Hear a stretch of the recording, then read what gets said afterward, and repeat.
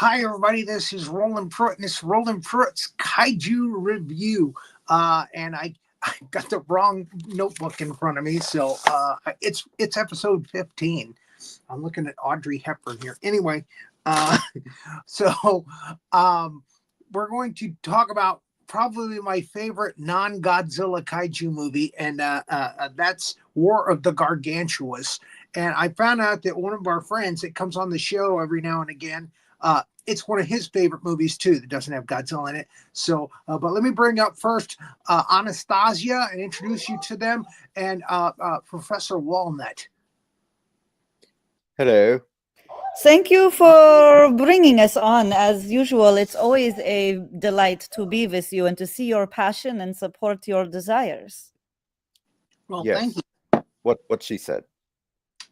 Professor, you're very good at Support my supporting design. desires. I've noticed you're a very sensual man, as we discussed last time with you and Zavor and your lovers that you've had abroad. You're a very worldly, sensual man.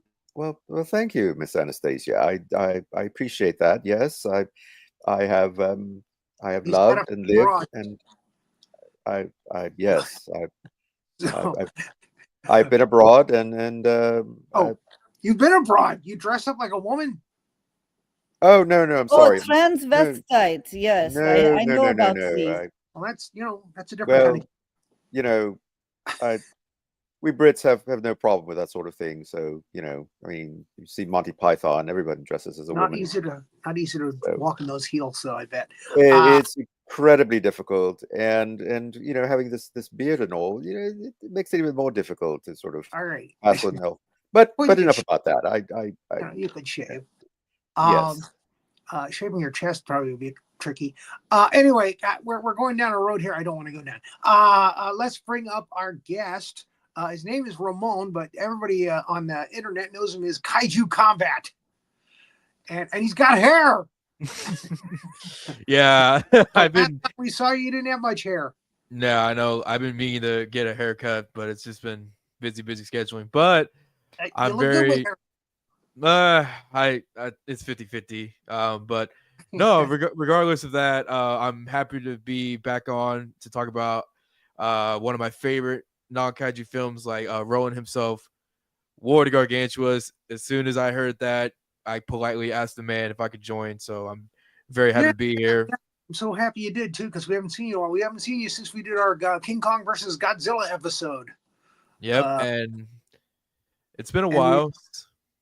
Linda Miller was on that show, so that was a fun show. That was a good one. Oh, it was a blast. It was a blast, and good to meet you, Anastasia, Professor Wallnott. Great to see you again as well. Thank you, sir. Thank you. We're very delighted to have you here. You're a beautiful man and very brilliant. So you are a good addition to team. He knows his kaiju. Yes, he does. I like to think I do, but I mean, I'm just excited to be here. So I'm very, very happy. Thank y'all very much. 1 million followers on Instagram. Come on. You got to have some kind of talent, if you're going to have that many people following you. So anyway, this movie is probably, I would say it's in everybody's top 5 that doesn't have Godzilla in it. And it's probably in the top 3 for most people. And Haru Nakajima, who plays the original Godzilla in the first 12 movies, actually plays Gara, the Green Gargantua, in this one. And Nick Adams, they didn't get Nick Adams. He had done Monster Zero and Frankenstein Conquers the World, which was actually supposed to be the prequel to this. This was supposed to be a sequel to that, but they ended up changing the whole thing altogether to Gargantuas instead of Frankenstein. But the brown Gargantua was supposed to be Frankenstein. Anyway, let's go ahead and start our timeline. Russ Tamblyn stepped in for Nick Adams. Again, we've got Kumi Mizuno. One of my favorite actresses from the Toho films. This is screenshots. Here's the thing. This was shown on the other show that's on this network, General Howitzer's Big Monster Briefing Room. And we got the first half of their slideshow for our show. But for some reason, since it was the first season, they didn't have a whole slideshow. So I had to finish it up. So you'll notice that the pictures in the beginning in the first half are kind of bluish, because I think they actually took pictures of a television, of like a flat screen TV, and then the last half is a little darker pictures, a little more clearly defined. Those are actually screenshots from a computer program that I have, so you're going to notice a kind of a change in the pictures. But this is the English version, Henry G. Saperstein version, War of the Gargantuas.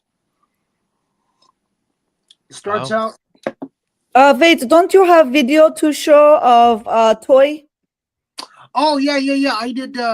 We were doing a new segment now where we're doing toys on the show of the action figures of the movie that we're talking about. So yes, let's roll that, please. Thank you, Anastasia. Hi, this is Roland Pruitt, and this news thing I'm going to be doing. It's just showing the action figures of the monsters from the movies.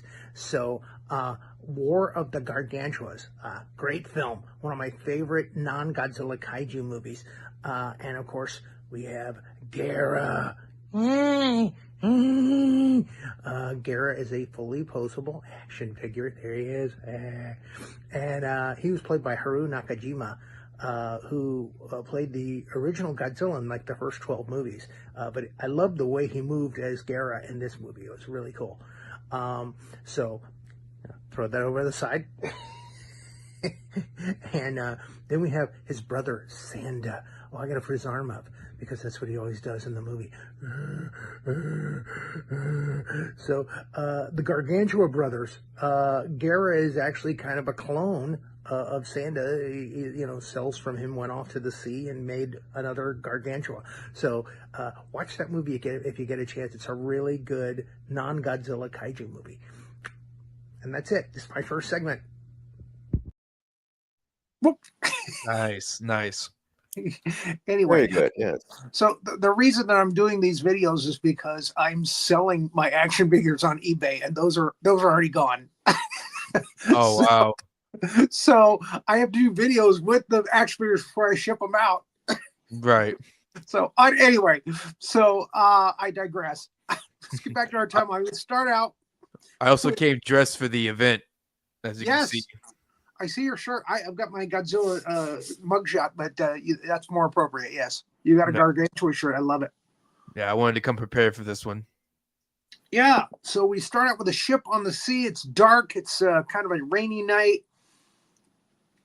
And this character actor has been he plays usually small characters in a lot of the Toho kaiju films. He's also on the shows like Ultra Q and Ultraman and stuff like that. He did a lot of guest spots on those shows as well. I don't have his name in front of me, unfortunately. Again, he's just this guy that's steering the ship at the beginning of the film, and a tentacle comes in, and it's a giant octopus attacks the ship. This is the giant octopus from Frankenstein. He's evidently upset. I guess Frankenstein got away from him. He's still hungry. So that's an amazing prop. So now this guy's got a great line here. He looks over his shoulder and he goes, "Hey, you guys!" Which I thought was kind of weird, but I would be, screaming bloody murder if I was being attacked by a giant red-eyed octopus. Again, this octopus was used in Frankenstein Conquers the World. Before that, it was used in and there's a name for it in Japan. It's got a kaiju name. In King Kong versus Godzilla, Kong fights him on the island, Faroe Island. Right. And then all of a sudden the tentacles go away. And he's like freaking out. And he looks outside and he sees even worse than the giant octopus. He sees Gara. I mean, how would you like to look out the window and see that staring in the face? And Gara's got a really wicked kind of sound to him too, with at the end of it, and he's gonna he does these little things like sneezes. So he's got these weird sounds coming out of him, and he's just evil looking. He's got those fangs coming out, or like boar's teeth coming out of the bottom of his mouth. And again, Haru Nakajima did some of his best work in this film, I think. Absolutely. Yeah, the movement for this thing is just incredible. Yeah, they actually wore football shoulder pads for the Gargantuas to give him like a broader look. Right. Yeah. And you could definitely see it on Sanda, the large brown Gargantua. Yeah. And as someone who used to play football, yeah, those can get kind of heavy. So he gets the octopus to run away basically. I would like to have seen him munch down on him a little bit, but a little later we find out why. He likes humans. He likes to eat humans. So he tosses the boat around and capsizes it. And then we get the opening credits. War of the Gargantuas. Such a good title. Yeah, I'm pretty sure that it's the title that they use in Japan too. Is the War of the Gargantuas? I haven't heard otherwise. It was like Ward Gargantua, Sanda versus Gyra. Sanda versus Gyra, yeah. Because they don't actually refer to them as Gyra and Sanda in this. They just call them Green Gargantua and Brown Gargantua. No, I think there's like multiple dubbings of the film. Like I think there's probably two. The one I actually watched recently on HBO Max or Max now. Believe it or not, they actually do refer to him as Sanda and Gyra. I was like, oh, I don't think I've ever heard that before. Yeah. But they say like Gyra, which is like I'm not used to because I always say Gyra, but I know it could be pronounced Gyra. Yeah. Yeah. Well, I believe they used the Criterion DVD version of on the Max. Yeah, I think it was Criterion. Yeah, this is just the old Saperstein. The Saperstein. Oh, the old Saperstein. All of a sudden, it's a Jewish kaiju film. It's the Saperstein 70s version. So we get, of all people, Russ Tamblyn. You know, when you're a jet, you're a hot cat in town.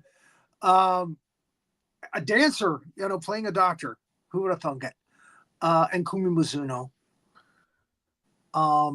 She looked a lot like this when she was older, and she played a scientist in, I believe it was Godzilla Wars. Still looked really good. She also played in Tokyo SOS. She played the Prime Minister, and they talked about Gyra and the Mazers in that briefly. They showed some scenes. So anyway, he's on the phone. They're saying, hey, there was a giant monster. You might want to talk to this guy. You know, he says he saw a giant green monster, and we know that you had a kind of a creature that was in your, you know, science place, and he lost it. So they go out to the boat first, where they're doing like a kind of a, I don't know, CSI thing where they find the chewed up clothes of the people from the ship and the capsized ship. Again, there's Russ Tamblyn right over his shoulder. Now, I do have to mention that this version apparently cut out. There's a scene with the helmsman, with the sailor, and the Coast Guard are interrogating him. Like, yeah, what happened to that's coming up. Oh wow. Oh, all right. I sorry, got ahead of myself. Sorry about that. They may have switched it. That's very possible when they edit these things. It seemed to happen earlier, yeah. But anyway, yeah, right. So there it is. They're in the hospital room and interrogating the guy, as you said. They're questioning him, and he's telling them the story, and he's like, "Hey, would I make something up like the Jolly Green Giant? Come on!" And he's unhappy, obviously, because he watched the other crew members that didn't get away get eaten. And as he's telling the story, we see the flashback of them. This is actually kind of a cool effect by Aishi Subaraya. He's got these little swimming figures in the water. I don't know how he did it. I mean, they were like wind-ups or something, but I mean, it's pretty cool because you can see him actually paddling, trying to get away from this thing, and then you see Nakajima-san in the water tank there at Toho coming after him. Yes, it's a marvelous effect. It's such a great scene. Yeah. Now, if you don't recognize him on the left, it's Ben Haraya, who's actually the first. The police officer there. He's the first Ultraman, the suit guy. Not the actor, but the suit guy. And he's in a lot of the Toho stuff. And he's still alive, still doing signings and stuff today. Oh wow. These other two actors are also Toho staples. They're in almost every Godzilla movie somewhere. Yeah. Playing police officers or generals or, scientists, what have you. So we go back to the Institute, and Kenji Sahara is the other professor, the other doctor there with Russ Tamlin's character, Dr. I want to say Green. I forgot. I just watched it recently, so I'm trying to remember in my head. I think it was Dr. Green. I could be wrong. I think so. Yes. Yeah. So, I don't have. I forgot to write my notes before the show again. So it's got Kumi Mizuno and Russ Tamlin for the rest of the show, folks. Right. And Kenji Sahara. It's gonna be the actors' names. So they were talking about, it couldn't have been our Gargantua. Our Gargantua was kind and gentle. He doesn't eat people. Come on. So, by the way, this really, as a kid, when I first saw this movie, it really freaked me out to see the airport scene in this where Gaira eats the cleaning lady and spits out her clothes. I mean, that so freaked me out as a kid because I never thought about that. Kaiju would eat people. They never show any of that in Rodan or Godzilla or anything like that. They just, but this one is flat out right in your face. Oh, you watch him chew up and spit the clothes out, and you see the clothes hit the ground with the bite marks and stuff in it. Anyway, yeah. So instead of Frankenstein, we get a different scene from the past where they have a little like monkey kind of creature drinking, a little milk because milk does her body good. And obviously there's a little kid in the outfit with a little kaiju head on. And you can see that there's kind of a connection between Kumi Mizuno and the little creature that has escaped somehow, gotten away from him. Right. Now, in the next scene, again, we got an old character actor from Toho. Let me pull up some of my old notes because he's in just about everything. He was in the last movie too. Ikio Sawamura plays the boat captain here. Again, he's an old guy that's in all the Toho films somewhere. And his son is inside the boat, and he looks over the back of the boat because the boat is like hit something with the rudder. And he looks over the back of the boat, and he sees this in the water. Ah! Again, another great effect. Yeah. There's an underwater Garrett gazing up at you. Now, and again, we talked about this in the last movie, Godzilla versus the Sea Monster, Avira. These suits were really not made for underwater. I mean, there's a lot of latex and stuff and foam that soaks up water like sponges. And Nakamura-san almost died when he was fighting Avira. Yeah, not Son of Godzilla versus the Sea Monster. So, the local fishermen on the beach here are trying to pull in that boat, and then Gara pops up out of the water and scares the living bejesus out of everybody. Again, another great effect where they actually split the screen with the tank and the beach front. And we're going to talk about that a little more. The tank really, is a tank. It's a big swimming pool, basically. Yeah. So, it's not flat on the end like a shore. So they had to do this with a matte shot, I think, because they had to get the people moving in the bottom. But there's a later shot where he actually runs towards the water and jumps into the tank. And what they had to do for that, I'm guessing, is build a platform so that he could jump into the tank. Yeah, and then they put a village and a beach on that platform. So that was a really great effect, and that's coming up a little later. Yeah, but in this one, it's just a split matte shot. Yeah, it was a good effect. I feel like I noticed in that shot right there, you see like the different color contrasts of the water, how like it's a little murkier towards the end. Yeah, and where Gaira is, and then at the very front, it's all clear and blue and vibrant. It's like, oh, okay, I see what they did there. Well, there's even waves there. Yeah, the waves too. So yeah, I mean, it's a really good matte split shot how they No. did that.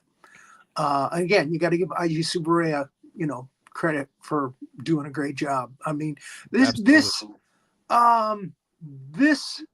was not the last film that he was working on. I think it was Destroy All Monsters.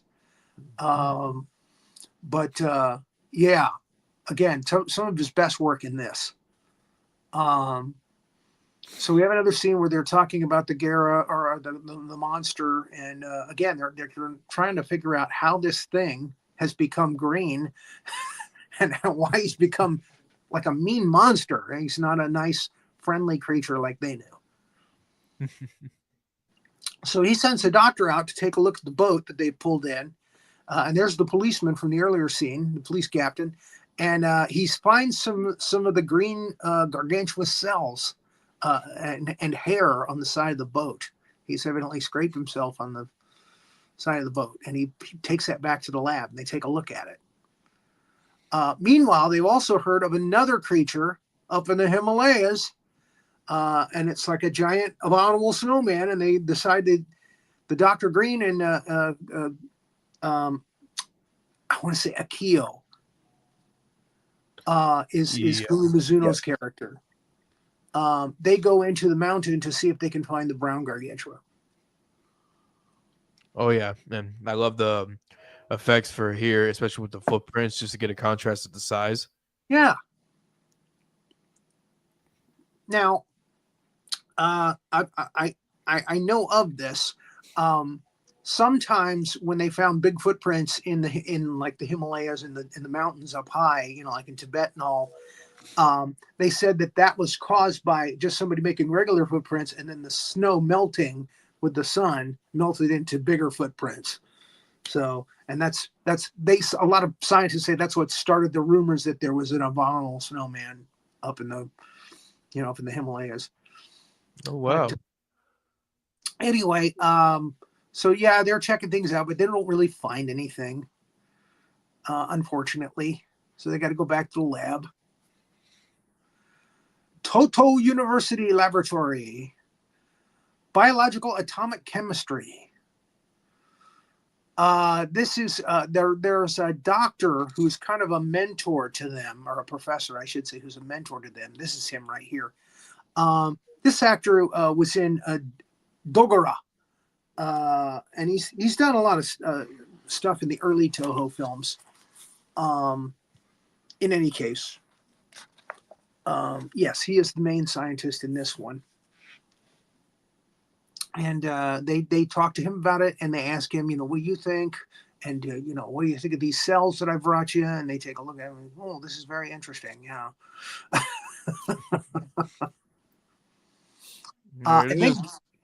I'm sorry, go ahead.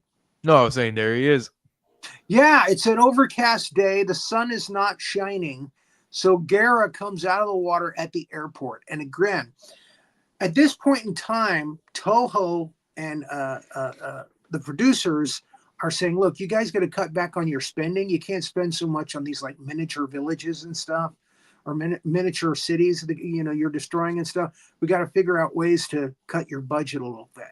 So they did an airport scene, which I think was a great idea, because a lot of it is just tarmac, maybe a couple of model airplanes out there. And I think this is a split mat screen with, real planes at the bottom and Gara at the top. And again, he does, in this scene, especially, he looks kind of like a Jolly Green Giant. Yes, he does. Yes. Yeah. There it is. So, yeah, the sun is not shining, and they're making that very clear. So that's why he's coming out. He doesn't like the sunlight. It's just great. I mean, the makeup effect, the suit is just with the sort of mossy looking seaweed. Yeah. I know Haru Nakajima said he tried to not make his movements like Godzilla nor like a man, so he really had to think outside the box with how he would have to portray Gaira throughout the film. But I mean, I think he did a phenomenal job. Oh yeah, showcasing the movements and how the monster would interact with certain environments, especially with the airport scene. Right. It was phenomenal. Anastasia, what are your thoughts? Cautious walk here as he's walking up to the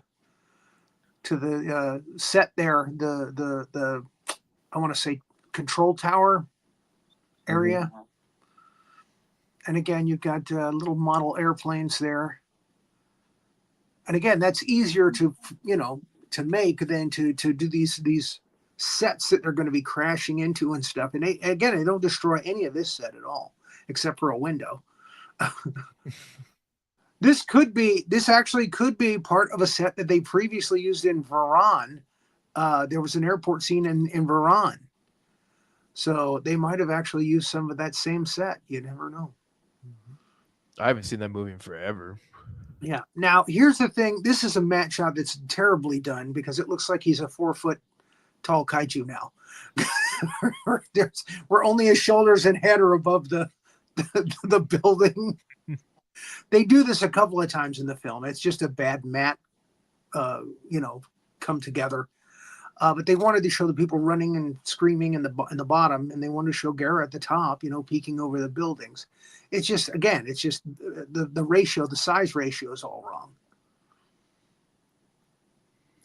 And this poor cleaning lady, oh jeez, this is the only thing she got to do in the movie. She gets eaten.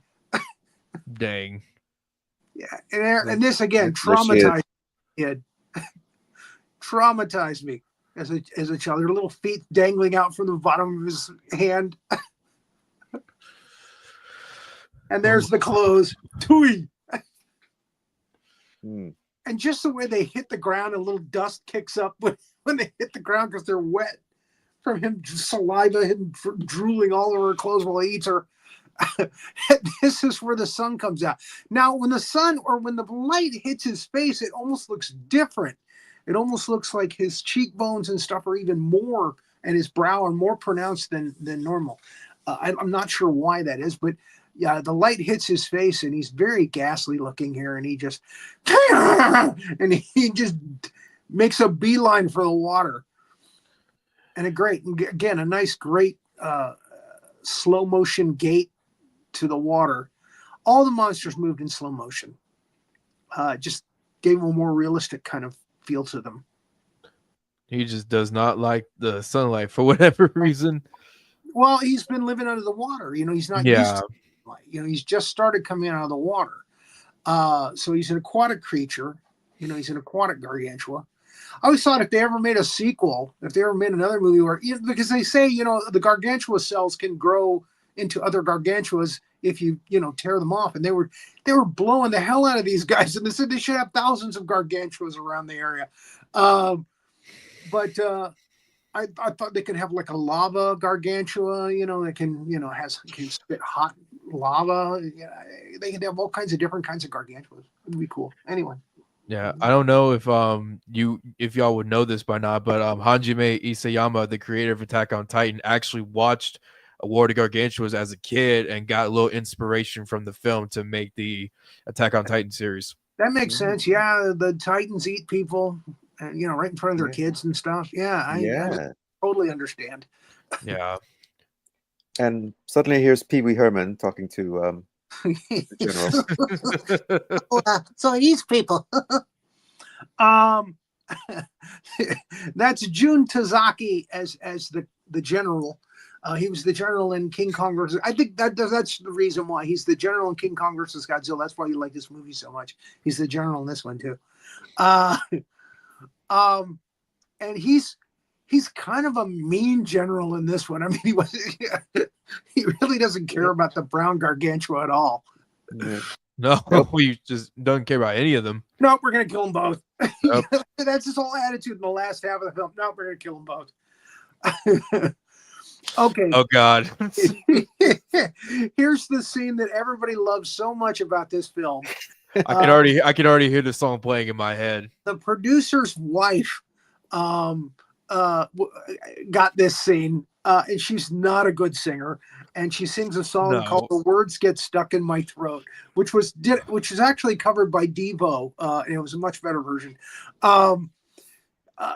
She sings so badly that when Gara shows up behind her in the scene, you're like, yeah, eat her. Go ahead. Oh, I definitely was. I was like, stop, please stop. Every time I love watching this film, but when that scene comes on, I'm just like, okay, I have to fast forward through this. Nope. All right, here we go. Here's Gyra. And the guy's like, quick, turn on the lights. And you're like, no, wait a minute. No, I would be like, nope, you keep the lights off. Keep them off. So she turns around to see this thing looking at her. I'm hungry. He picks her up. And he's about to eat her. And then they turn the lights on and it freaks him out. Oh, yeah. I also learned that arm prop that you see right there was the reused arm from King Kong Escapes. When we had Linda Miller on the last time, I found out leading up to this, that was the King Kong arm. They just, took off the brown fur, covered in green moss, retextured the hand, the nails and fingers. So I was like, dang, I did not know that. But yeah, because only the Green Gargantua picks women up in this film. Yeah. Yeah, he picks up Akio later in the film, Kumimazuno. But he picks up this poor singer, and I don't mean poor as in that she's poor. He's going to eat her, but she's poor. She's a poor singer. Yeah. And he throws her down onto the ground. There's the reaction shot. Yeah, she's toast. It was like, oh no. Anyways. No more songs. No more songs for you. Let's play shuffleboard. So, it is quite an awful song. Yes. God, every time I see him, the words get stuck in my throat. Nope. And that was better than what she did. Anyway, so the general, I'm not quite sure why these generals in this scene are wearing like these blue blazers, but anyway, that's the thing, I guess, at that time. The character actor on in the green outfit behind him actually plays soldiers in just about all of these films. He plays like a sergeant or a soldier or something in most of these films. The guy on the right actually is I shouldn't say half-breed, but he's a guy who has kind of an Anglo look, and he's in a lot of these films too. Great. But he can speak good Japanese. So anyway, they're talking about the Gargantuas and the Gargantua, and they're going to send out the military, and here come the toy tanks. Great military themes in this movie too, by the way. This is Akira Ifukube's one of his best scores. Oh yeah, the cream of the crop. There's a little tinge of Frankenstein in a lot of the songs, which I guess they didn't give him the memo that this was not a Frankenstein movie anymore. So again, the sad Frankenstein theme is all through this, but still really great music. This is a great soundtrack. And I've got some missile launchers. And we get the Mazers. This is, I think this is the movie that introduced the Mazers, isn't it? Or no. Maybe Mothra. They used these, but they shot fire instead of laser. It was like some modification of the Mazer cannon in Mothra, and then War of the Gargantuas. This is the one that introduced like the Mazer cannons going forth through the Toho sagas. Yeah. So this is the one that people remember because they are badass. I mean, they shoot these little laser beams and they are badass.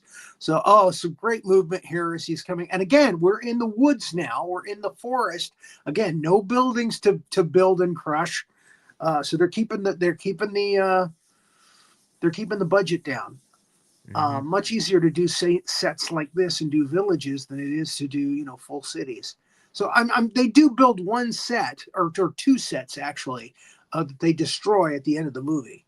There's a dock set, just by the water, and then there's a city set that they have fun smashing around it. But you could tell it's only like 2 or 3 blocks that they built. It's not like Godzilla where they like built a whole city. So yeah, I mean he's just kind of looking, going, "What the hell is that?" Because they all look like little toys. See how that when the light hits his face, he looks different? How would you like to see that when the spotlight hits it? Lose 5 pounds, all of it brown. Poor Gyro. So yeah, he's trying to hide from him. He doesn't know what quite to think of him. and he doesn't like the lights. And yeah, they're setting up all kinds of traps for him. This is probably the best military scene in any of the Toho films. They actually do some damage to the monsters.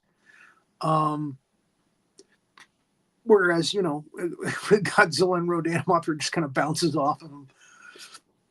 But they really coordinate a really interesting plan where they actually put like electricity in the waters and stuff because they know he's a water creature. He needs water. And they got the lasers and they've got like ankle lasers too, which are nasty. which like hitting him like calf level. Ouch! Damn it! Wow, such an amazing costume. Yeah. So again, you know, they just dressed him up like a big green dude, but yeah, it looks really awesome on him. And yeah, this is where they start scattering Gara cells all over the place. Yeah, I mean, it's unfortunate because they basically set up a potential sequel to Gargantuas because now you have cells all over the forest. Then you have cells in the sea during their last battle. So right, there's just so much potential, but breaks my heart knowing that it will never happen. Well, it hasn't happened yet. They did add them to some comic books. Some of the comic books have Gara and Sanda in them, but the Rulers of Earth. I'm sorry, Godzilla Rulers of Earth.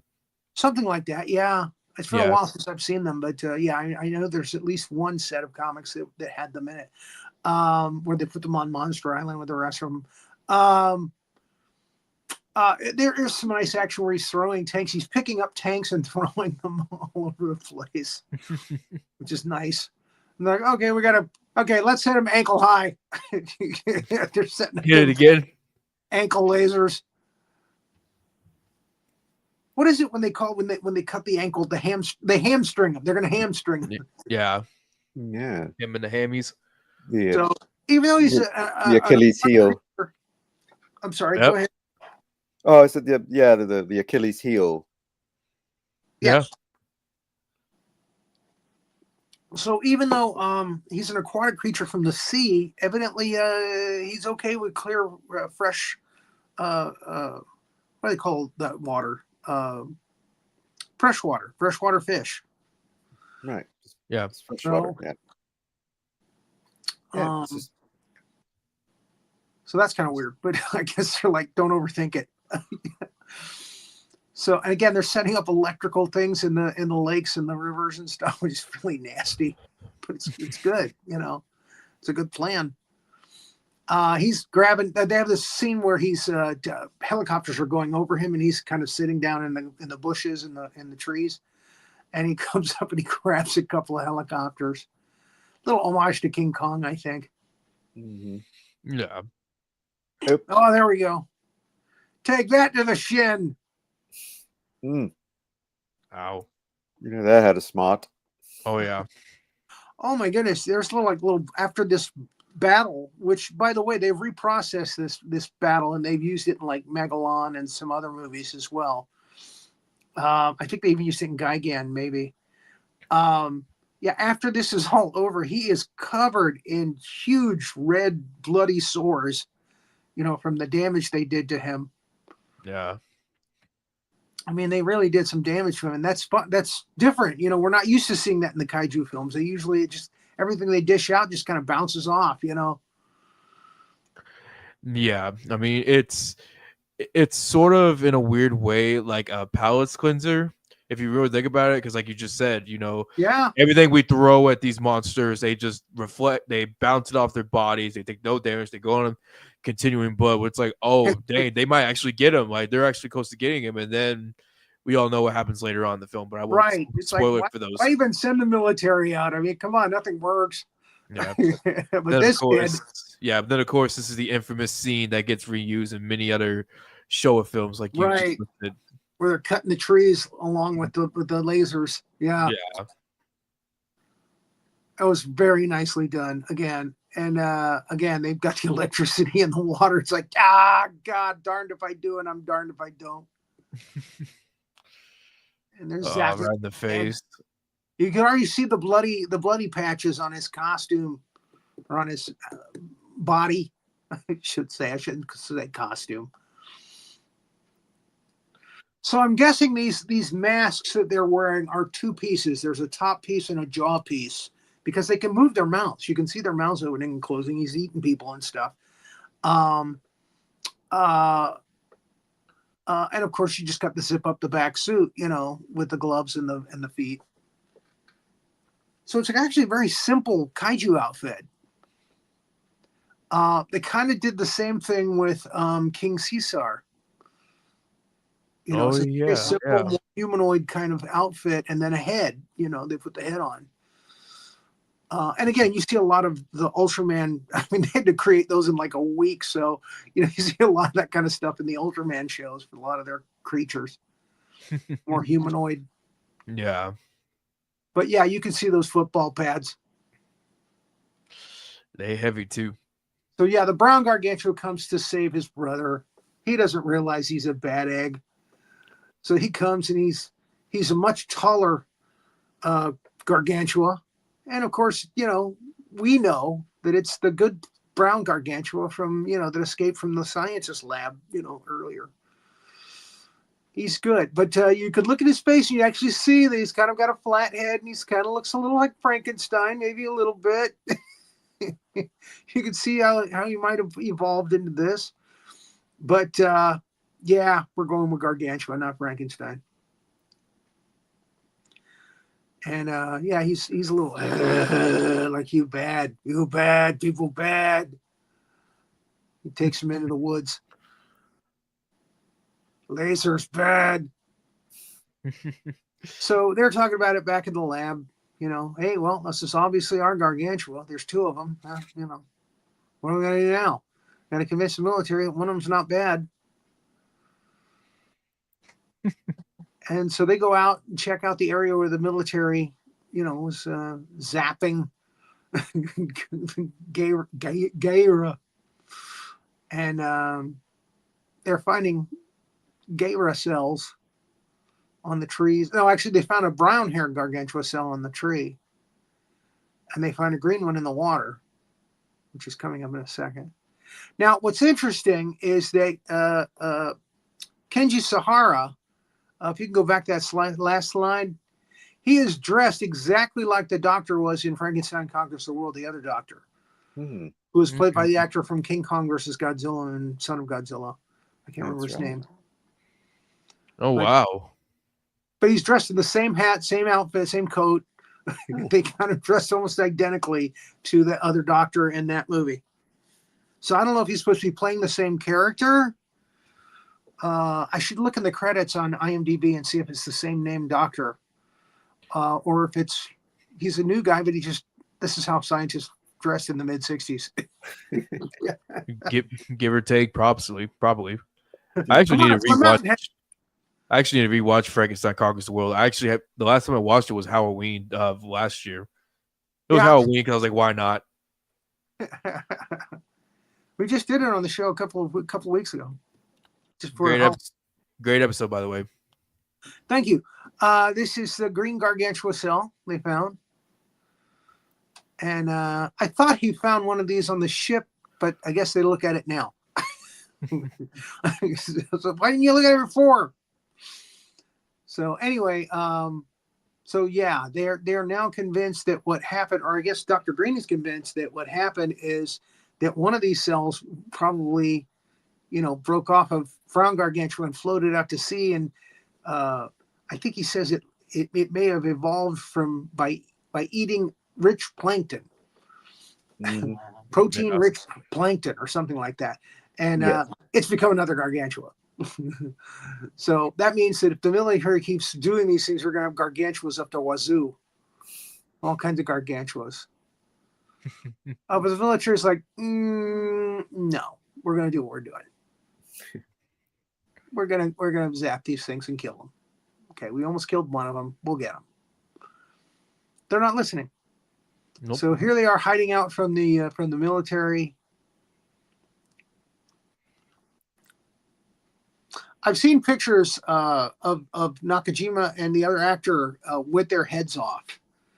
and they have to do the blank around the eyes like Batman. Yeah. With the scowl.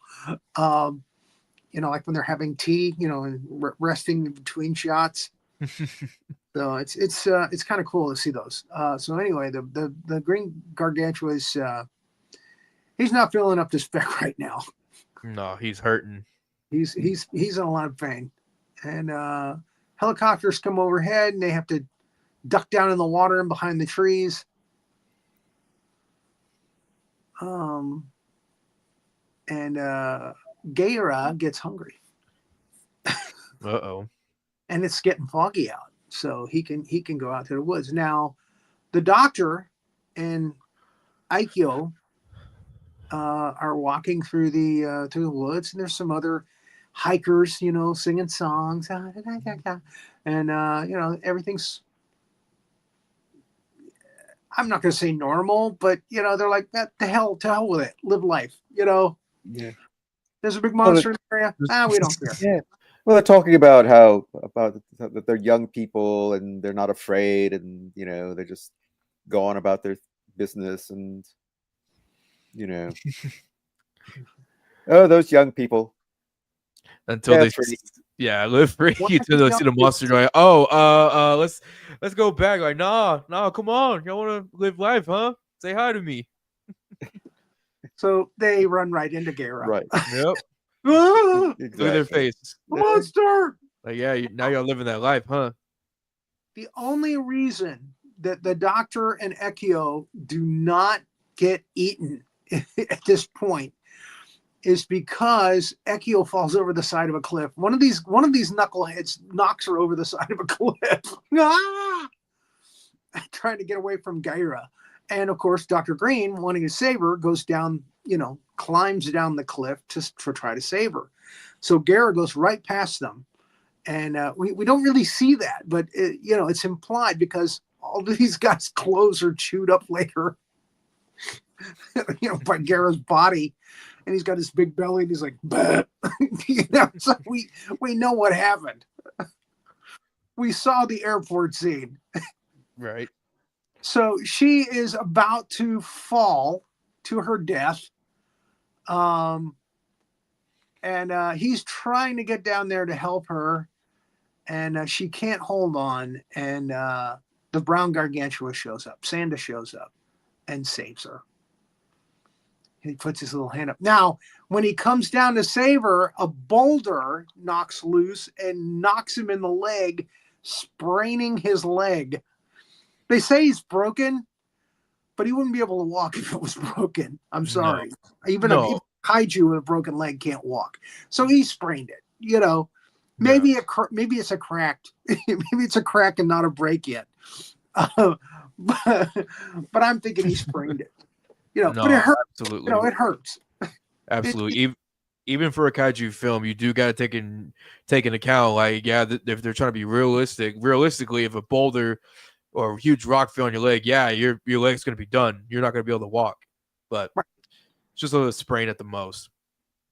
But I think it hit him just above the knee.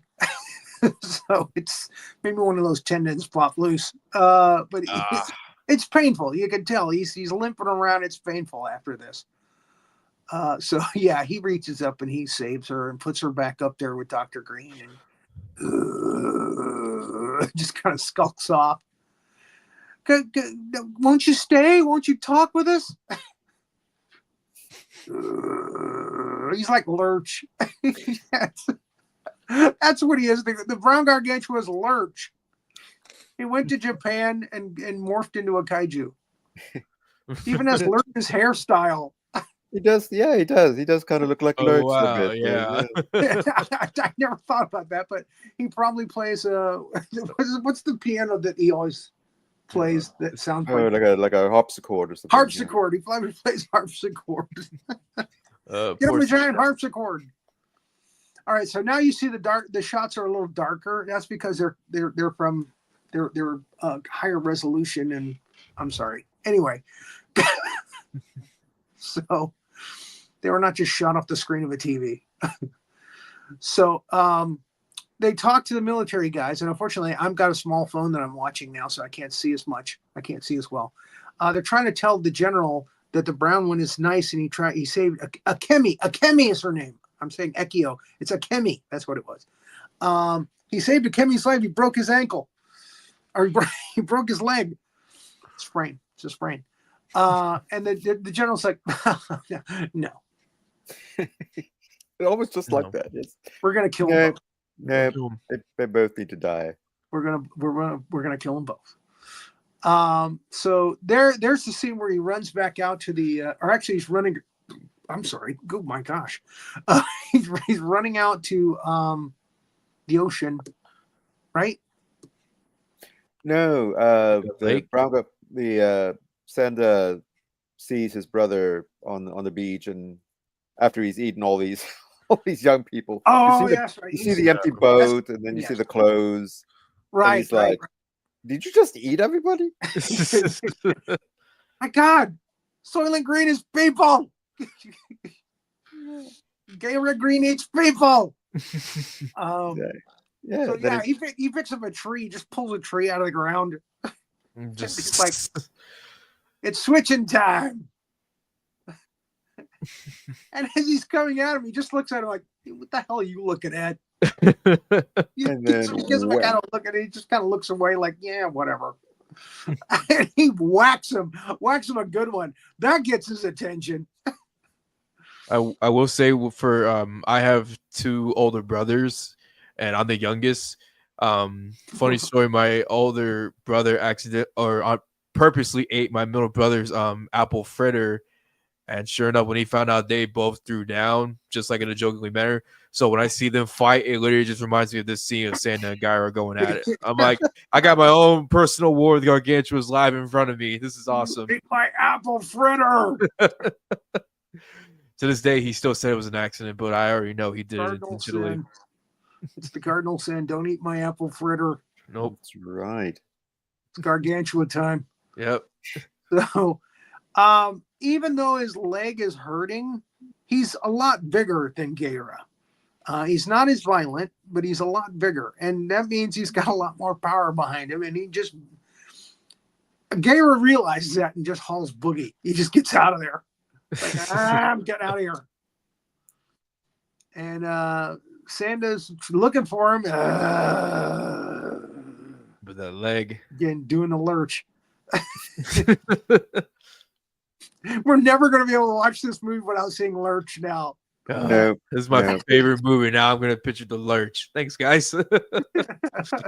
I just ruined your favorite movie. Scenes of Gaira running across a couple of villages, which is nice. You get to see him smash a few little village houses, squash them. Honey, do you hear that noise? And he goes right past the military. They try to shoot stuff at him, and he goes right past them, right over them, and goes right to the beach. Oh, there's another shot where he's peeking over some buildings, and it's a bad mat connection. It looks like he's 3 feet tall now. That was one, and there it is. That's the scene I'm talking about. They must have built a platform and built a village set on the seaside on the platform so he could jump off into the water, into the tank. Such a great scene. Yeah, really, really nice. It's the money shot. That's really one of the money shots.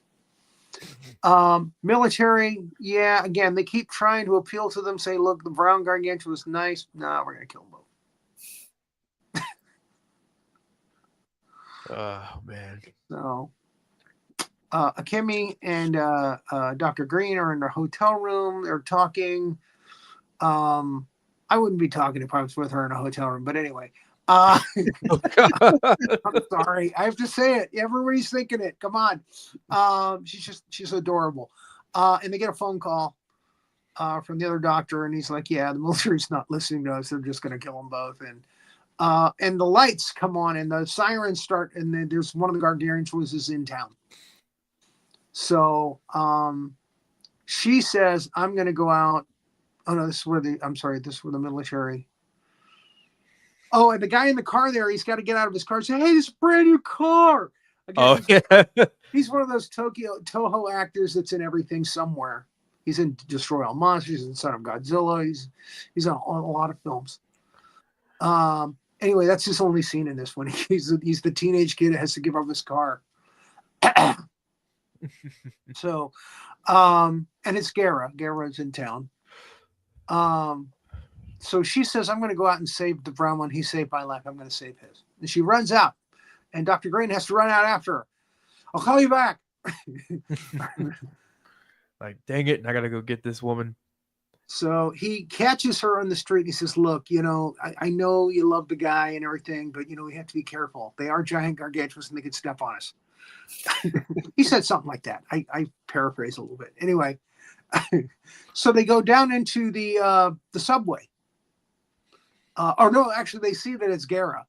That's like, wrong gargantua. Yeah. And they head back the other way, and they go down into the subway.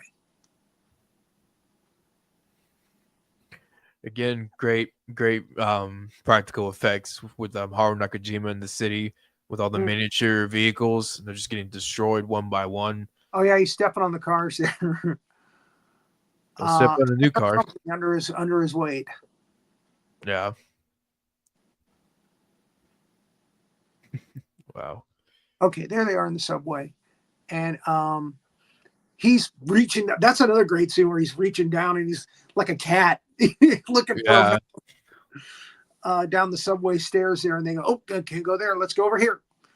And they round the corner, and he just reaches through the roof and blam, knocks Akemi out and grabs her and picks her up. And I think, I'm not sure if I said this earlier, but Linda Miller said that hand is made out of metal, so it's very hard to lie on. She said it was very uncomfortable. So I imagine Kumi Mizuno would have told you the same. I think she's still alive. Uh-oh, here comes the big brother. So yeah, once he's ready to munch down, and he looks hungry as hell. And again, he knows lights now are where the food is. That was something that the doctor got on the phone and told the military, "Hey, don't tell him to turn on the lights. He knows that's where the food is now." So he's learned. So he's not afraid of the lights anymore. So the brown gargantua shows up just in time, Sanda, and just like the singer on the boat, he just drops her. I was always puzzled with how does she survive, because that looked like a pretty steep drop for her. Again, yeah, that's a pretty high fall, and she's got her head bandaged for the rest of the movie. So that tells you that she's got a concussion of some kind. That's probably a bad concussion. Because the singer is dead, but somehow Kumi Mizuno survives. But I mean, hey. Oh no, we don't know if the singer's dead. We can hope and pray, but that's terrible. That's terrible. I hope she survives, but I don't want her to sing no more. She might have been rushed to a hospital, and I'm sorry, but your larynx will never recover from this. Yay! Yay! The words really are stuck in your throat now.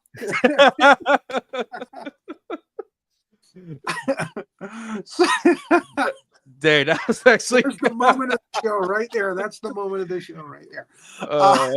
All three of us busting on that poor producer's wife for her bad singing all at once. Okay, so he takes her down further into. He picks her up and takes her down further into the subway, and he has a cute little line like, "Hey, your big teddy bear saved you again. I think he's gonna crush on you," something like that, Mm-hmm. Yeah, and that sounded more Nick Adams than Russ Tamlin. But anyway, she's looking up at him like, "Who writes this shit?" So the military, they find the military and say, "Hey, let's go down further," because they're fighting up there now and stuff's crushing down. And the big fight starts, and this is a nice long fight, kaiju fight. Yeah. And again, they built like 3 city blocks. It looks like, so they can throw each other around and have fun crushing these buildings. And what is that now? The military. it's Dr. Green. Yeah, it's Dr. Green talking to the. Oh, the Dr. Green general. makes one last appeal to the military guy, and he's not buying. Like, nope. Everybody dies. Well, he's telling him, "Don't scatter those cells all over the place." He goes, "Well, we'll take the chance." Yeah, let's just make it even worse. So yeah, so and actually they addressed that in Godzilla versus Biollante, the Godzilla cells being scattered all over the place and people grabbing up the Godzilla cells and try to do experiments and stuff with them. That's how Biollante is made. So yeah, these monster cells, kaiju cells, you got to be careful. You might have other kaiju on your hands before you know it. Oh yeah. You want kaijus? That's how Even you get the kaijus. original. So yeah, the military lays into. Well, here's the thing: you got to give the military kudos for just shooting at Gaira. Gaira. Yeah, they pretty much focus on Gaira, and they're not shooting at Sanda. So even though the general's like, no, we're killing them both. The military guys are like, nah, I like the brown one. Aim at the green one. Shoot the green one. We don't like him. He eats cleaning ladies. So here's where they move to the dock scene. There's a dock a set where it looks like factories, and stuff. And again, an impressive set, but probably a lot cheaper than building a full city street like you saw before. And again, they're throwing each other around there, and they got cranes and stuff to make it look realistic. I'll tell you, if you ever get a chance to watch any of the Ultraman shows, especially the ones in the 60s, these guys worked on those shows as well, and they created some really nice effects with like stuff in the foreground, like cranes and cars, and just something realistic. When you see the monsters in the distance walking up on whatever set it is, and again, they didn't have to destroy it. Yeah. Reprocess it, move it around, make it look. They did some really good work on that because those shows they had to create those quick. They had to create those very fast because it was for TV, But yeah, some really impressive work with the miniatures and stuff in those. If you get a chance to watch them. Mm-hmm. So again, Gaira is he's puffing, he's pumping, like a gorilla. Get out of my space, get out of my space, and you get that steady brown Gargantua lurch with his hand forward. No, don't eat people. Can't tell me what to do. You're not my dad. They're slinging each other around. It's a lot of fun to watch this scene. You could tell they're having fun doing it. Just tumbling into building after building and destroying. Here, throw me into that one. And then once again they based the fight around professional wrestling and judo, and it was the same to Haru Nakajima, and I can't remember the guy who was King Kong and King Kong versus Godzilla, but yeah, they were just having a show of strength, and they wanted to challenge each other. So they were just like, hey, throw me here, throw me to this building, throw me to that building, and don't hold back. They were literally giving everything they got in this scene. No, I don't think it was the guy that played King Kong that did Sanda. Because he's too tall. He's the reason that the guy got the part of Sanda. He's an actor, right? Because of how tall he was. He was very tall, and he towered over Nakajima. So this might have been his first kaiju picture, but he ended up playing a lot of other tall kaiju like Gabara, and I think he played Hidara as well. He ended up playing a lot of tall kaiju later in films, in the Godzilla films. Oh, I think I know who you're talking about. He was the actor who unfortunately passed away. Yeah, I want to say his name's Chitaro, but I don't have the name in front of me here. Yeah, because you said Hedora, and he was also the Heisei Godzilla suit actor. Yeah, I think maybe, I think he might have been. Yeah, it was very possible. So anyway, the Mazers are focusing on Gaira. Again, they're just zapping Gaira, which is funny. Every time he turns his back, and Sanda's out of the line of fire, they zap him. It's great. And you could just see him reacting to it too. You bastards. It's wonderful. Because remember, he's not really, nothing's really hitting him here. He's just reacting. He's just acting. So it's great work by Nakajima-san. Like, I got zapped. Oh, another zap.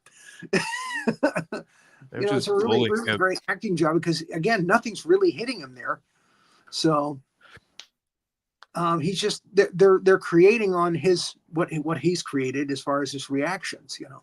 So they end up in the water. They jump in. They end up diving into the water together. And we're in the home stretch now, folks. And this again, nicely done. They fall behind a ship. You know, they're paddle. They kind of make their way out to sea. You know, away from humanity, and yet the Mazers, they have a great scene where they show the Mazers following them to the edge of the water so they can still zap them from the shore. You gotta love that. And again, they're just targeting Gaira, which I love, and they're just zapping the hell out of him. It was just bullying. But at this him, point, it's so just like, splashing around. yeah. But you can actually see like a little light filament there in the middle of that. It's a great little model. And you can buy these from Japan for like, they cost like $100 though, but they're like this big. Ooh. You know, the Mazers. And then they have a scene where Gaira tries to pick up the ship. They zap him, he drops the ship. And then Santa's like, well, anything you can do, I can do better. He picks up the same ship and just clonks him. Take that. That's how you pick up a ship, damn it. And they go back to the hospital. We get to see Akemi all bandaged up now. She's looking a little sore, her eyes are dilated. I'm making that up. Actually, it's ironic. Linda Miller got bandaged up exactly the same way in The Green Slime. Wow. They bandaged around the side of the head, around the top of the head too. Exactly the same kind of bandaging. I just realized that just now. You learn something new every day. We've talked to Linda Miller about the Green Slime. Oh wow. They run around the bed for a lot of that movie for like 15 minutes. They're like wheeling her around in a bed and she's all bandaged up like that. So he says, yeah, they're out to sea and it's not looking good. And the fight continues, and then the copters come in. They start dropping bombs on them. You know, scattering more cells out to sea. We're gonna have a lot of green Gairas. And some of the bombs evidently trigger an active volcano that's underwater. Because when the monsters go in the water, it's time to end the movie. The only one that didn't do that it was Godzilla versus the Sea Monster, and then even then Godzilla jumps in the water and it's the end of the movie. He swims off. So the active volcano reacts and builds, and some lava rock comes up out of the water. It's and Gaira and Sanda are making their way closer and closer to that lava flow, which is not good. Because as we've said, or if we've established, masers can cause serious damage to these kaiju. Lava, I'm guessing, not good. Again, No. nice effect by IG Super Rhea. Mm-hmm. You know, got the Good flares going in the middle. Yeah. I'm sorry. Go ahead. Oh no, I was just saying it's as good as it gets with the special effects. Yes, Sorry. very good. And the fight continues, and they get closer and closer and closer, and you just know that they're just going to boil. They're going to boil to death. And again, maybe boiling the cells that destroys them. So all they got to do is pick up the ones that they scattered in the woods and in the city. Kenji Sahara shows up, his professor, and he says, "Yeah, they both went out to see giant volcano. Nothing could have survived that. Nothing living could have survived that," he said. And the last thing we see of Akemi is a sad, pensive moment, and this is where the Mexican trumpets start playing. This is the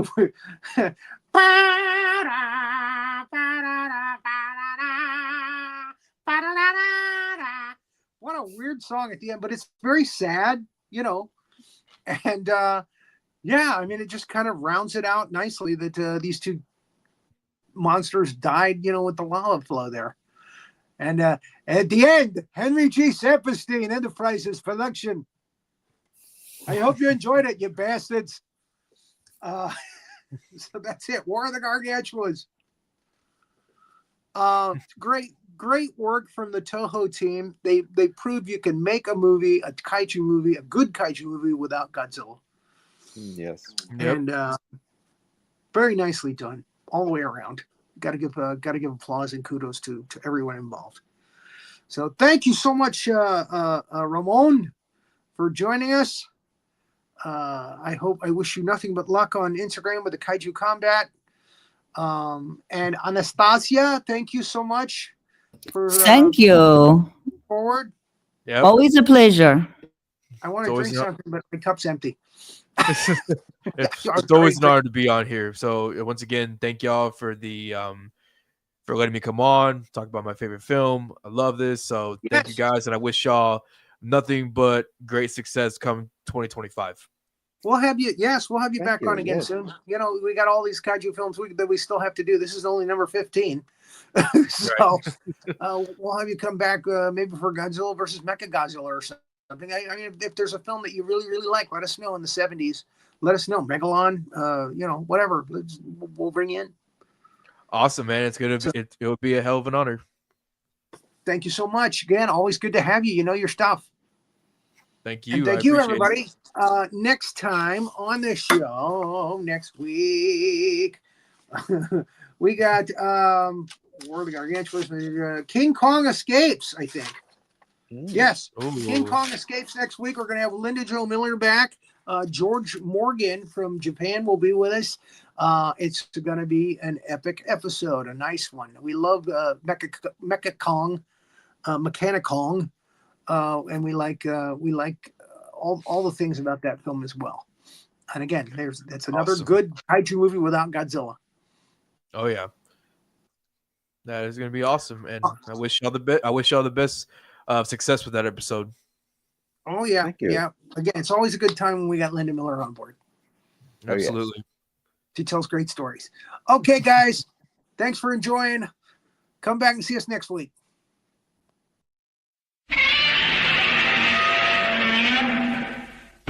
Thank you for watching, and please like and subscribe.